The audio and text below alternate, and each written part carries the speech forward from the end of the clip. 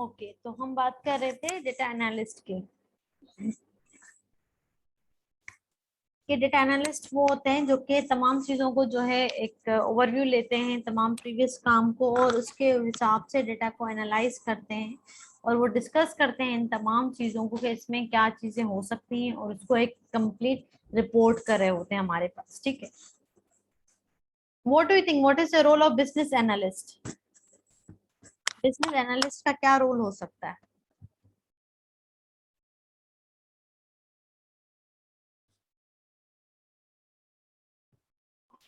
Ma'am, जो data mining के बाद जो हमारे पास इंफॉर्मेशन आती है उसको प्रेजेंट किस तरीके से करना है दूसरों के सामने, वो बिजनेस एनालिसिस देखते हैं। वो दूसरे और अच्छे से एक्सप्लेन करो।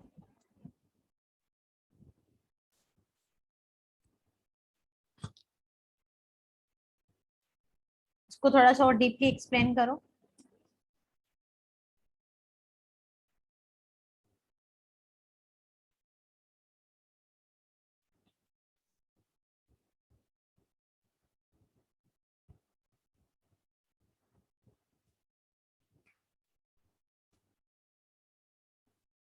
क्योंकि आप देखिए ना, इसके अंदर विजुअलाइजेशन टेक्निक्स भी आ रही हैं, तो वो किस तरीके से इस चीज को आप जस्टिफाई करोगे? अगर सिंपली मैं एक आपसे क्वेश्चन पूछूं कि what is the role of business analyst in data mining, तो आप इसको कैसे डिस्कस करोगे?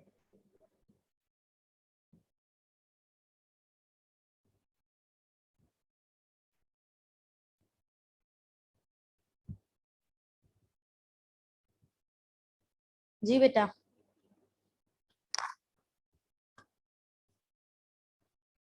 How will you answer this question? How will you justify yourself in this question?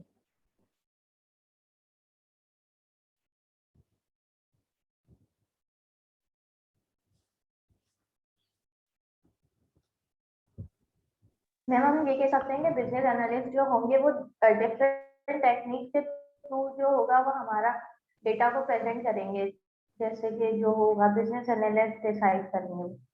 हाँ, जाहिर सी बात है बेटा। देखो ना, अगर एक आप सिंपली, आपने अक्सर अपनी आम जिंदगी में सराउंडिंग में सुनी होगी ये बात कि अक्सर लोग कहते हैं कि हम बिजनेस कर रहे हैं, हम ये करेंगे वो करेंगे, तो कहते हैं कि आपको जो है वो उसके बेसिक रूल्स नहीं पता।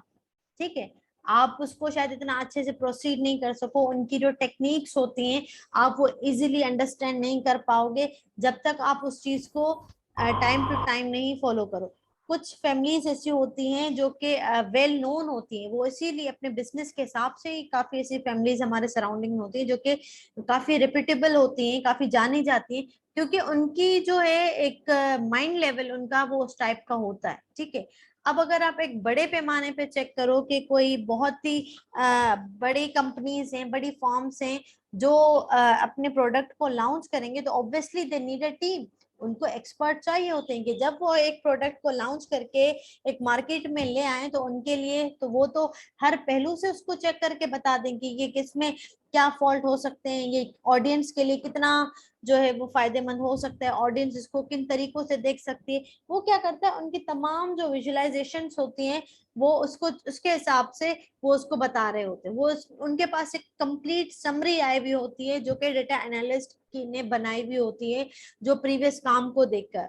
ठीक है, तो जो बिजनेस एनालिस्ट होते हैं वो क्या करते हैं, उस तमाम चीज को ओवरव्यू करके हर पैमाने पे हर मेजरमेंट हर फैक्टर को देखते हुए मेजर करते हुए वो एक फाइनल डिसाइड करते हैं, क्योंकि जो ये चीज को डिसाइड करके एक फाइनल चीज करेंगे वो हमें आगे ऑडियंस के लिए, आगे मार्केट के लिए वो चीज हमें जो है वो मिल जाएगी। ठीक है, उसमें हमारे पास क्या आ सकती है कि जाहिर सी बात है, उन अक्सर आपने देखा होगा या कि कभी भी किसी चीज का ये प्रोजेक्ट को बनाते हैं जब आप लोग, इवन कि आपके जो एफआईपी के भी प्रोजेक्ट्स होते हैं तो उनकी एक टेस्टिंग होती है।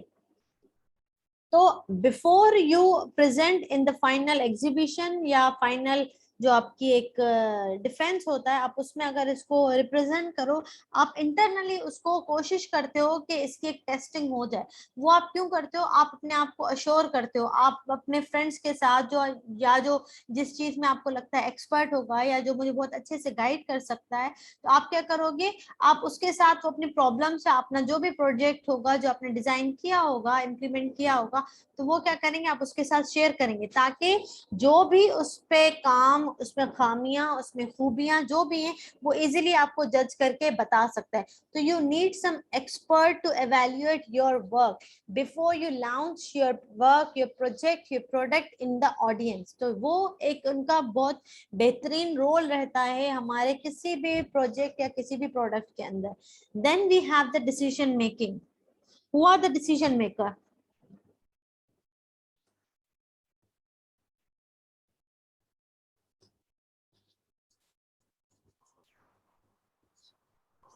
बेटा, can you wait?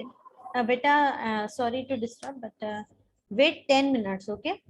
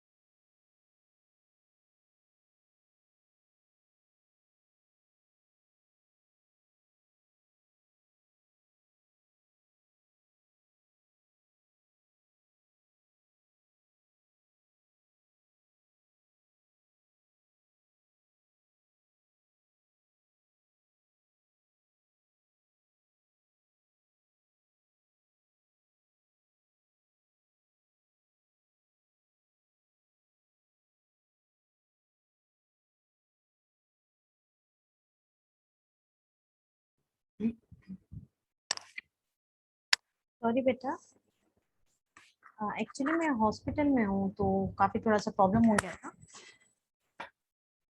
Okay, way we were making decision. Decision making. जी जी, डिसीजन मेकिंग क्या होता है बेटा? कौन होते हैं डिसीजन मेकर्स? कौन होते हैं? Ma'am organisations. ऑर्गेनाइजेशंस हो सकती हैं। कैसे? लाइक के? जिससे मतलब जितना कुछ भी मतलब डेटा उन्होंने कलेक्ट किया है, सारा प्रोसेस होने के बाद वो डिसाइड करते हैं कि अब उन्हें यूजर्स को दिखाना चाहिए या नहीं, या वो मतलब यूजर्स की नीड को पूरा करेंगे या नहीं, वो ऑर्गेनाइजेशन डिसाइड करती है। एक्जैक्टली। और कोई बेटा?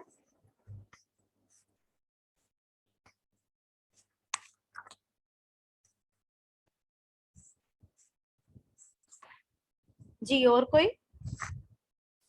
ऑब्वियसली बेटा ये चीज डिसीजन मेकिंग वही होती है कि आप किसी भी चीज को जब फाइनल किसी भी मरहले पर, फाइनल स्टेज पे, फाइनल फेज के ऊपर जब आप ले जाते हो, तो you need to decide something कि इधर it will run in the market और नॉट.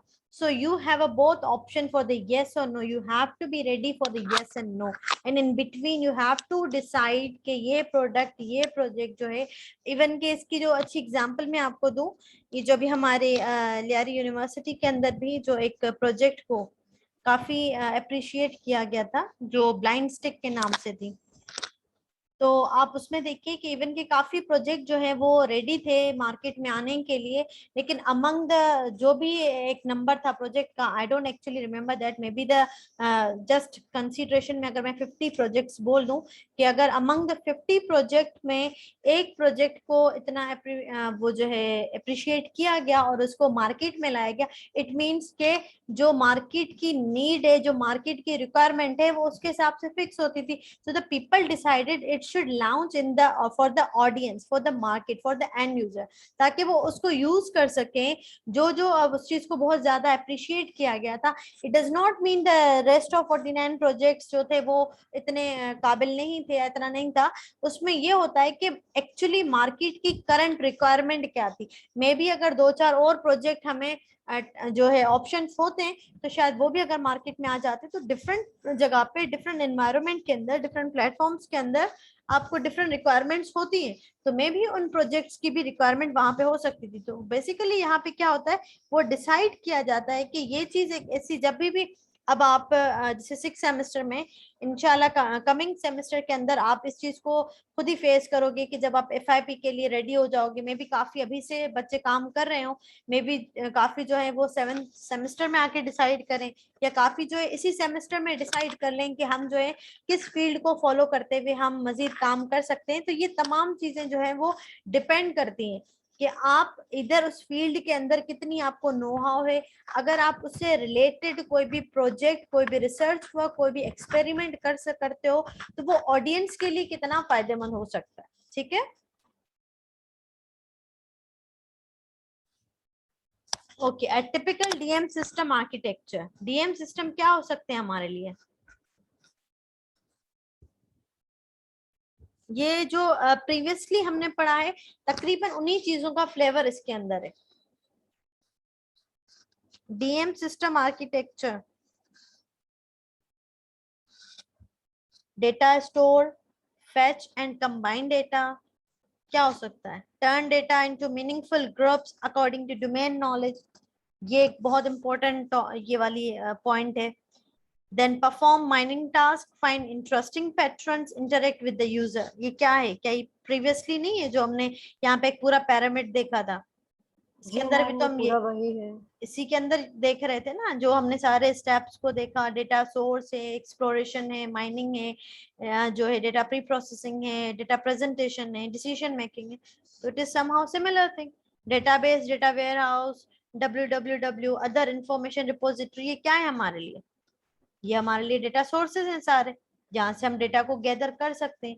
देन हमारे पास क्या? डेटा वेयर हाउस सर्वर, जहाँ से हम डेटा फेच करते हैं, जहाँ से हम डेटा को कंबाइन करते हैं. नॉलेज बेस क्या होता है? अब यहाँ पे लिखा हुआ है turn data into meaningful groups according to domain knowledge. इसके मीनिंग क्या हो सकते हैं? मतलब जितना हमारे पास मीनिंगफुल डेटा है उनको भी हम ना ग्रुप वाइज डिवाइड कर दें कि उस ग्रुप में भी डिफरेंट कैटेगरीज हो सकती हैं। अगर हम उसको कैटेगरी वाइज डिवाइड कर देंगे तो हमें उस मीनिंगफुल डेटा को भी और ज्यादा डीपली समझने में आसानी होगी। Exactly exactly. जैसे किसी भी एक पोस्ट के ऊपर रिएक्शन हुआ हुआ होता है, समहाउ आपने देखा वो तमाम रिएक्शन जो है वो उस पोस्ट को रिलेट करती हैं, लेकिन कुछ कमेंट्स ऐसे आपको मिल जाते हैं जो कि उस पोस्ट से रिलेट ही नहीं करते। कुछ दो दोस्त आपस में बहुत टाइम बाद मिल गए तो उन्होंने उसी पोस्ट के ऊपर अपनी बातें कर दी, कुछ एक दूसरे को टीज करने लग गए, किसी ने किसी और उसी पोस्ट से को हटा के कोई और टॉपिक ही बीच में ले आया। अब जब आपने डेटा गैदर किया उस पोस्ट के हवाले से, आपको जो अंदर उसमें से कमेंट्स मिले वो तो डिफरेंट थे। वो कुछ जो, अब आपने क्या किया, आपने उसको भी कैटेगराइज कर दिया, भाई ये कमेंट्स जो हैं वो स्पोर्ट्स से रिलेटेड थे, ये पॉलिटिक्स से रिलेटेड थे, ये साइंस के थे, ये एनवायरनमेंट के थे, ये बिहेवियर के थे, ये बायोइन्फॉर्मेटिक्स के थे। तो ये तमाम चीजें क्या होती हैं, आप उसको एक्चुअली जो डोमेन होता है आप उसी के अंदर उसको रखते हो कि भाई ये तमाम कमेंट्स जो हैं या ये तमाम जो डेटा है वो इस कैटेगरी पे ज्यादा बेस करता है। ठीक है, then we have the a mining engine perform mining task, what that can be, ये क्या हो सकती है? इसके भी मैंने काफी नाम लिए हैं प्रीवियस क्लास में भी और आज भी मैंने। जी डेटा को माइन करना, यही है ना मैम?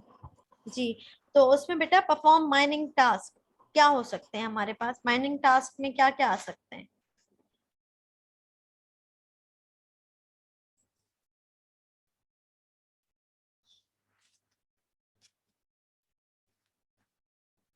माइनिंग टास्क में क्या क्या हो सकते हैं? भाई माइनिंग टास्क तो यही हो सकते हैं ना कि आप उस चीज को देखो कि इस चीज में आप उसको कीवर्ड के हिसाब से सर्च कर रहे हो, आप उसको कैसे माइन कर रहे हो, आप उसको पूरा सेंटेंस दे रहे हो, आप उसकी माइनिंग के जो टास्क हैं इधर आप जो है वो उससे रिलेटेड पैटर्न्स जो आपने फाइंड किए हैं आप वो वाले टास्क अप्लाई कर रहे हो, या आप डेटा को क्लीन कर रहे हो आप वो वाली प्री प्रोसेसिंग की बात कर रहे हो। तो ये तो डिफरेंट टास्क हो सकते हैं, डेटा माइनिंग के तो तमाम टास्क हैं जिनको हमें अप्लाई करते हैं। इधर अगर हम डेटा ट्रांसफॉर्मेशन की बात करें, इंटीग्रेशन की बात करें, क्लीनिंग की बात करें, नॉलेज रिप्रेजेंटेशन की बात करें, विजुअलाइजेशन की बात करें, तो तमाम ये क्या हो जाएंगे, तो डीएम के टास्क होते हैं। ठीक है, then we have a pattern evaluation module, find interesting pattern, ये भी मैंने प्रीवियस स्लाइड में बताया था। ये क्या होते हैं इंटरेस्टिंग पैटर्न्स, क्या आ सकते हैं हमारे पास?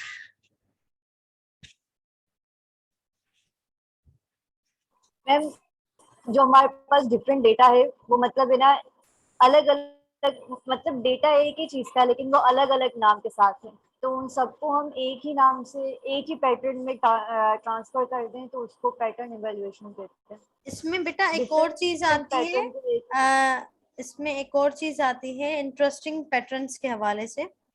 बेटा एक सेकंड होल्ड कीजिएगा।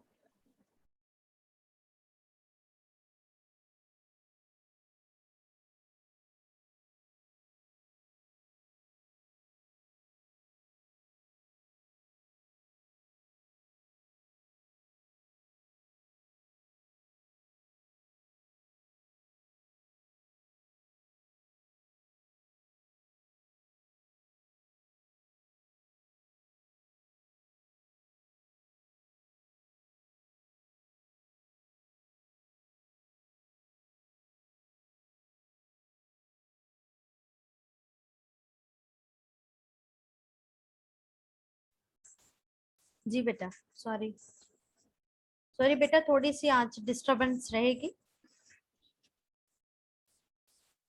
जी बेटा, बता रही थी कोई?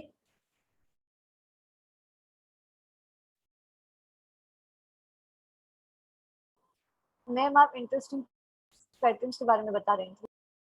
नहीं, आप अभी आप कुछ बोल रही थी ना, मैंने आपको बीच में इंटरप्ट किया। नो नो मैम मैंने बोल दिया था। अच्छा, find interesting patterns, interesting patterns में हमारे पास क्या हो सकता है कि हम क्लासेस जब डिसाइड करते हैं, जब हम उसकी कैटेगरीज को डिसाइड करते हैं, तब हम वहां पे सिमिलैरिटी डिसिमिलैरिटी फैक्टर को चेक करते हैं कि इसमें इधर हम सिमिलैरिटी मेथड्स सिमिलैरिटी इवैल्यूएशन कर सकते हैं या हम डिसिमिलैरिटी इवैल्यूएशन कर सकते हैं। तो ये भी बहुत एक कॉमन चीज इसके अंदर होती है। आप जब भी एक डेटा को रिप्रेजेंट करते हो कि भाई मोस्टली क्या होता है, अगर आप उसको मैथमेटिकली सॉल्व करो तो आप देखते हो कि भाई ये दोनों डेटा जो आपस में कितना सिमिलर है, तो आप क्या होते हैं उनका सिमिलर डिस्टेंस कैलकुलेट करते चले जाते हैं, ताकि वो पैटर्न्स जो है वो आपको इवेल्युएट सारे हो जाए, जिसके अंदर आप डिफरेंट जो है वो मेथड्स लगा सकते हैं, जिसमें आप मैनहट्टन को यूज कर सकते हो, आप सुप्रीमम को यूज कर सकते हो, आप यूक्लिडियन सिंपली आप यूज कर सकते हो। तो ये कुछ और भी हैं। तो आप बहरहाल इनको तमाम को यूज करके आप क्या कर सकते हैं कि एक सिमिलैरिटी डिसिमिलैरिटी पैटर्न्स भी निकाल सकते हैं कि ये डेटा हमारे लिए कितने जो है वो काम के हो सकते हैं। Then we have the user interface, what that can be interact with the user, जो फाइनल हमारा होता है। ठीक है, यूजर इंटरफेस क्या होगा? मैम जो यूजर को इंटरेक्ट करे अपनी तरफ, इंटरेक्ट विद द यूजर, हाँ यूजर के साथ जो इंटरेक्शन हो किसी भी प्रोडक्ट के साथ या यूजर के उस प्रोडक्ट के इंटरेक्शन। ठीक है, जो फाइनली हमें चीज नजर आएगी, जो हमें जिसके ऊपर हम अपने रिव्यूज देंगे, जो ऑडियंस के पास, जो यूजर के पास जो चीज आएगी कि भाई ये चीज अब हमें मिल गई है, देन वी स्टार्ट कि हम हमारे लिए वो चीज फायदेमंद है या वो नहीं है, then we decided. Okay okay, is it the similar one? अब यहाँ नॉलेज बेस है, नॉलेज बेस आप देखो पैटर्न इवैल्यूएशन की तरफ भी जा रहा है, और यही नॉलेज बेस मेरे पास डेटा माइनिंग इंजन की तरफ भी आ रहा है। तो ये चीज अगर बाकी सबको इग्नोर करके इस तीन का कॉम्बिनेशन मुझे बता दो, ये क्या कहना चाह रहे हैं?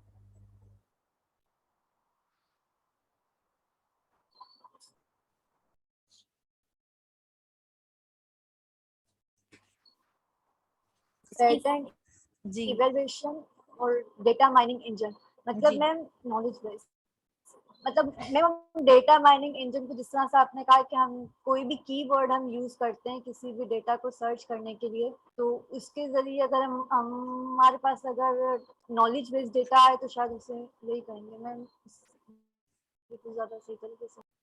हम जितना भी काम एक इंटरनेट के ऊपर करते हैं वो डेटा हमारा स्टोर होता चला जाता है। ठीक है, अब वो डेटा जो हमारे पास आता है वो समहाउ उसमें कहीं ना कहीं इनपुट हमारा भी होगा। अब हमारे पास जो आंसर्स आते हैं, एवरी जो भी आपका आंसर आएगा वो डिपेंड करता है what the question you have asked, आपने क्या क्वेश्चन पूछा है। अब वो क्या करेगा, उस क्वेश्चन को अगर वो प्रीवियसली पैटर्न मैच करेगा, अगर वो पैटर्न इवेल्युएट करने के बाद वो उसके पास मैच होता है, तो वो नॉलेज बेस्ड सिस्टम से के थ्रू आपको एक जवाब दे देगा। जैसे कि अक्सर आपने मशीन बोर्ड देखे हैं, आपने चैट बोर्ड्स जो होते हैं, अगर आप उसको देखो, अगर आपने उसके साथ इंटरेक्शन कभी किया हो किसी वेबसाइट्स के ऊपर जाके या किसी प्लेटफॉर्म के ऊपर जाके, तो आपको अक्सर पता होगा कि आप कोई भी क्वेश्चन करते हो तो वो क्या करता है, जब आपको आंसर आता है तो उसके बैकएंड पे काम क्या होता है, वो पैटर्न्स को एवेल्युएट करता है, वो कीवर्ड्स को मैच करने की कोशिश करता है कि ये कीवर्ड कहाँ कहाँ किन किन जुमलों में इस्तेमाल हो सकता है। अगर आपने कोई ऐसा कीवर्ड इस्तेमाल कर लिया जो कि एक जनरल कीवर्ड है, तो आपके पास जो आंसर्स आते हैं वो एक जनरली आएगा, या वो बताएगा कि sorry I couldn't get it, please से इट अगेन, या आपको, क्योंकि मशीन को एक तरीके से सिखाया जाता है, या अगर उसके पास हिस्ट्री बेस्ड जवाब नहीं है तो वो क्या करेगा, अपनी नॉलेज में से। अब जब नॉलेज की बात करते हैं, इट डज नॉट मीन कि वो अपनी तरफ से जवाब जनरेट करेगा। हमारे पास जो चैटबॉट या जब हम मशीन की बात करते हैं वो क्या होता है, वो दो तरीके से काम करता है, या तो वो जनरेटिव होता है या तो वो रिट्रीवल होता है।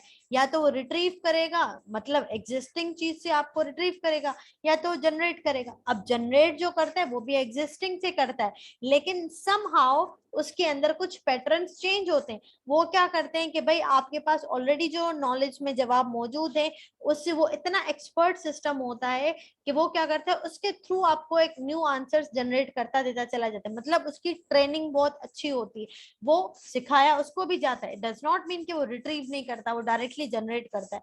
उसके जनरेट के अंदर भी रिट्रीव का ऑप्शन आता है, वो भी उसी कीवर्ड को उसी पैटर्न को मैच करता है। तो ये जो हमारे पास साइकिल चलती है कि यहाँ से अगर वो नॉलेज बेस के अंदर जाती हैं चीजें, या वो मशीन जो इंजन डेटा माइनिंग इंजन होता है या उसके पैटर्न्स को इवेल्युएट करेगा, अगेन वो नॉलेज बेस के अंदर जाएगा, फिर वो डेटा माइनिंग इंजन के अंदर आएगा। तो तमाम जो चीजें ये क्या करती हैं, ये रिसाइकल होती रहती है, साइक्लिंग में होती है, रोटेशन पे होती है, कि ये लूप पूरा चलता रहता है कि ये तमाम वर्ड आपस में पैटर्न कीवर्ड्स आपस में मैच होते चले जाते हैं। बाकी अगर बॉटम पे अगर आप देखिए तो इट इज सेम कि वो सारे रिसोर्सेज हैं जहां से डेटा मुझे मिला है। Again we have to clean, integrate and select the data. Then मेरे पास एक वेब डेटाबेस मौजूद है, एंड देन फाइनली जहां पे एक्चुअली ये सारा काम हो रहा है जो आपका नॉलेज बेस कर रहा है वो यहाँ पे मौजूद है। ठीक है, इधर अगर आपको उसका एक जो है वो बिजनेस के हवाले से आपको पूछा जाए इसका आर्किटेक्चर, तो आप सिंपली उसको एक पिरामिड के थ्रू बताओगे कि भाई इसके अंदर ये चीजें आती हैं। अगर सिंपली आपको एक सिस्टम आर्किटेक्चर पूछा जाए तो आप ये आर्किटेक्चर उसका डिजाइन कर सकते हो। अगर इसी आर्किटेक्चर को आपको एक्सप्लेन करना हो तो आप उसकी एक्सप्लेनेशन चेक कर सकते हैं। ठीक है, तो तमाम चीजें जो होती हैं वो आपस में रिलेट करती रहती हैं। समहाउ थोड़ा सा डिफरेंस आता है क्योंकि जब आपका डोमेन चेंज हो जाता है तो थोड़े से फीचर इसके चेंज हो जाते हैं। अदरवाइज इसका जो बेसिक जो एक आर्किटेक्चर है वो सबका सिमिलर ही रहता है। ओके, डेटा माइनिंग के डिसिप्लिन क्या क्या हो सकते हैं? डेटा माइनिंग डिसिप्लिन क्या क्या हो सकते हैं?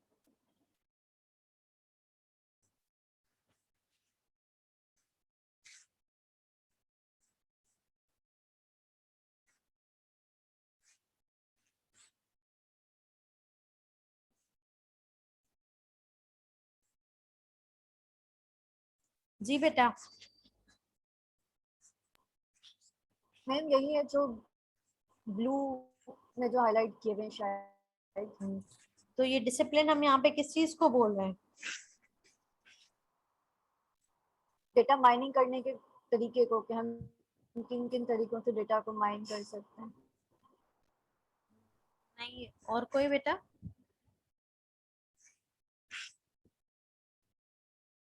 बाकी स्टूडेंट रिस्पॉन्स ही नहीं करे, मेरे ख्याल से कब से आप ही जवाब दे रही हैं।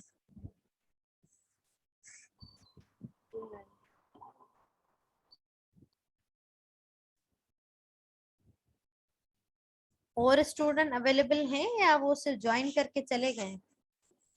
नो मैम, इधर ही है। बेटा आप आंसर करिए क्योंकि मुझे तो एक ही बच्ची की आवाज आ रही है कब से।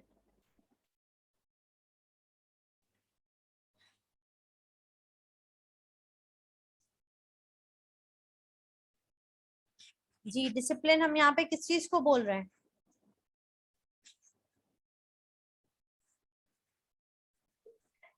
डिसिप्लिन में हम डेटा माइनिंग के उसके मेथड्स या तरीकों को बोल सकते हैं कि इसमें तरीके से हम अपना डेटा माइन कर सकते हैं। आप जब अपनी आंसर शीट में, एग्जाम होता है आपका, आपके पास एक आंसर शीट आती है ना, आप आंसर शीट को फिल करते हैं, उसमें आपसे डिसिप्लिन पूछा जाता है ना? डिसिप्लिन पूछते हैं। नहीं पूछा जाता?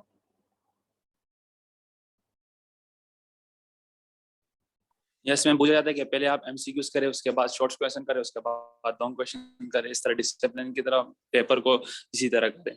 तो डेटा माइनिंग में ये डिसिप्लिन होगा कि आप किस डेटा को पहले अरेंज करेंगे और किसको बाद में अरेंज करेंगे, पूरे तरतीब वाइज इस तरह डेटा को जो आप मैनेज करें। नो। कोई और?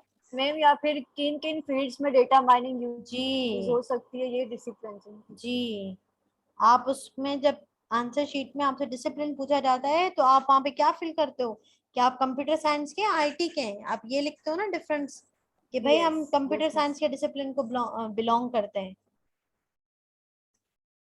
आपका एरिया, डोमेन, फील्ड आपकी क्या है। तो डेटा माइनिंग किन किन डिसिप्लिन में चलता है, तो डेटा माइनिंग कहाँ कहाँ चलता है, व्हाट डू यू थिंक, कहाँ कहाँ चलेगा। मशीन, जैसे मैम यहाँ पर लिखा हुआ है, मशीन लर्निंग में भी यूज कर सकते हैं, स्टैटिस्टिक्स में यूज कर सकते हैं, database technology, information science, visualisation and other discipline. तो अदर में क्या क्या आएगा। डेटा माइनिंग तो हर जगह पे होती है आपकी, अगर रियल लाइफ को देखा जाए डेटा माइनिंग तो वहां पे भी होती है, मतलब एक इन्वायरमेंटल साइंस में होती है, बायोलॉजिकल साइंस के अंदर होती है, मेडिकल साइंस के अंदर होती है, सोशल साइंसेस के अंदर होती है। डेटा माइनिंग तो हर जगह पे होती है, आपकी बैंकिंग के अंदर होती है, आपके जो क्या कहते हैं फैशन इंडस्ट्रीज में होती है, आपकी कंपनीज इंडस्ट्रीज जो होती हैं वहां पे भी होती है। तो डेटा माइनिंग तो हर जगह पे होती है हमारे पास। Yes ma'am. तो ये आपसे डिसिप्लिन पूछे गए हैं कि आप कहाँ कहाँ पे डेटा माइनिंग को यूज कर सकते हैं, क्योंकि आप सिर्फ आपका पैटर्न चेंज हो सकता है डिसिप्लिन के हवाले से कि वहां पे मेथड क्या लगेंगे, यहाँ पे क्या होगा। अब आप देखें तकरीबन हर डिपार्टमेंट में, हर फील्ड के अंदर आईटी कंप्यूटर की तकरीबन एक डिपार्टमेंट बना हुआ है। इट मीन्स वहां पे कंप्यूटर इन हो गए, मशीन इन हो गई। अब जब मशीन, आपने देखा होगा वहां पे रिकॉर्ड को बैलेंस करते हैं, रिकॉर्ड को मैनेज करते हैं, डेटा माइनिंग करते हैं ना वो, बेसिकली सारा काम फिल्टर यस करते हैं, वो सारा चेक करते हैं, एक साथ रखते हैं, उसके ग्रुप्स बनाते हैं। ग्रुप्स बनाते हैं मतलब क्लस्टरिंग करते हैं, एक जैसा डेटा एक साथ रखते हैं, क्लासेस बनाते हैं, उसकी क्लासिफिकेशन कर रहे होते हैं। जो डेटा कम होता है उसको कम जगह पे रखते हैं, जो डेटा ज्यादा होता है वहां रखते हैं। जो डेटा मिक्स्ड होता है कि वहां पे सब डेटा ऐसा ही आ गया, उसको एक अलग कैटेगराइज करते हैं। इट मीन्स डेटा माइनिंग तो वहां पे भी चल रही है। तो डिसिप्लिन्स यहाँ पे confluence of multiple discipline, we can use data mining in the multiple disciplines. Okay, simply अगर आप एक विजुअलाइजेशन करते हो, विजुअलाइजेशन क्या होगी, आपने एक चीज को रिप्रेजेंट करके एक चीज को दिखा दिया, विजुअलाइज करा। इट मींस आपने डिसाइड किया, आपने एक चीज बनाई है, उसके रिजल्ट्स आए। आप एक चीज ड्रॉ करते हो, अगर मैं सिंपली आप लोगों को कहूँ कि एक डेटा माइनिंग का आर्किटेक्चर डिजाइन करें, आप में से कोई वर्ड फॉर्म में उसको डिजाइन करेगा, उसको बॉक्स बना देगा, कोई उसका पूरा एक साइकिल बना के उसको रिप्रेजेंट करेगा, कोई इसका एक फ्लो बना के रिप्रेजेंट करेगा। तो ये तरीके होते हैं विजुलाइज कराने के, कोई इसको ट्री फॉर्म में दे देगा, कोई इसको ग्राफ बना देगा। तो ये सारी विजुलाइजेशन होगी उसकी कि आप उसको किस तरीके से विजुलाइज कर। लेकिन जब आप विजुलाइज कराओगे, उस चीज को ड्रॉ करोगे, इनपुट दोगे, इट मीन्स आप बहुत सी चीजों को इग्नोर करके आप एक चीज डिसाइड करोगे। You select, you mind, actually आपके दिमाग में बहुत सी चीजें मौजूद हैं, आप वहां से उस चीज को निकाल के एग्जैक्टली बता रहे होते हो। अब आप एग्जाम की तैयारी करते हो, आपके माइंड में बहुत से सवाल होते हैं, आपके टॉपिक्स होते हैं, आप जो आपने याद किए हुए होते हैं, लेकिन आप जो जवाब दोगे वो क्या, वो एक्यूरेटली उसी सवाल के हिसाब से जवाब लिखोगे। ऐसा थोड़ी लिखोगे कि हर जवाब में आपको जितना आता है आपने सारा लिख लिया, वो तो रॉ डेटा होगा। अब आपने जो जवाब लिखा है वो मेरे लिए, जब वो आंसर शीट मेरे पास आएगी, वो मेरे लिए अगेन डेटा होगा। मुझे फिर उसको पढ़ के उसको फिल्टर करना पड़ेगा, हाँ कितनी काम की चीजें हैं उसको अलग कर दो। तो ये सारी होती क्या, ये तो हम हर जगह पे डिसिप्लिन यूज करते हैं डेटा माइनिंग के। ठीक है, मैम फिर तो कोई भी ऐसी चीज नहीं है जहाँ पर डेटा माइनिंग यूज ना हो रही हो, हर जगह हो रही है डिफरेंट तरीके से, बस वे ऑफ माइनिंग डिफरेंट है। एग्जैक्टली मैंने यही कहा कि सिर्फ उसके मेथड डिफरेंट हो सकते हैं, लेकिन डेटा माइनिंग तो हम हर जगह पे करते हैं। आप एजुकेशन में देखो, आप इंडस्ट्रीज में देखो, आप मल्टीमीडिया में देखो, आप सिंपली मीडिया साइंस में देखो, सोशल साइंसेस में देखो, एनवायरमेंटल में देखो, और उसमें देखो बायो इन्फॉर्मेटिक्स में देखो, मेडिकल साइंस में देखो, डेटा माइनिंग डीएम तो हर जगह चलता है। आपकी, आप सिंपली देखो ना, आप की अलमारी में ढेर सारे कपड़े, वो डेटा है सारा। आपको कौन सी किस कपड़ों की एक्चुअली रिक्वायरमेंट है, आप वो चीज उठा रहे हो। इट मीन्स आपने सिलेक्शन की, आपने सिलेक्शन पैटर्न्स वहां पे लगाए कि आपने बहुत सी चीजों को इग्नोर किया, आपने बहुत सी चीजों को रिमूव किया। वो सारा जो बाकी कपड़े थे इस वक्त आपके लिए वो नॉइस है, आपने उसको क्लीन किया। आपने एक्यूरेटली जो आपको चीज चाहिए वो अपने माइंड करके हासिल कर ली, जो आपको एक्यूरेटली चाहिए। फ्रिज है, फ्रिज आप ओपन करते हो, कितने सारे ऑब्जेक्ट्स वहां पे मौजूद होते हैं, आपको जो एक्यूरेटली चीज चाहिए आप बेसिकली क्या करते हो, माइंड। ये तो एक छोटी सी एग्जांपल है, जब हम डेटा के अंदर काम करते हैं वहां तो डेटा की फॉर्म्स, डेटा की ट्रांसफॉर्मेशन वो बहुत ज्यादा होती है, हमें तो उस तमाम चीजों को देखना होता है। क्लियर है बेटा? ये डेटा माइनिंग तकरीबन हर जगह होती है। अच्छा, we are running less than a minute, इसी लिंक को आप लोग रिज्वाइन कर लीजिएगा। On what kind of data, किस टाइप की डेटा के ऊपर हम डेटा माइनिंग कर सकते हैं।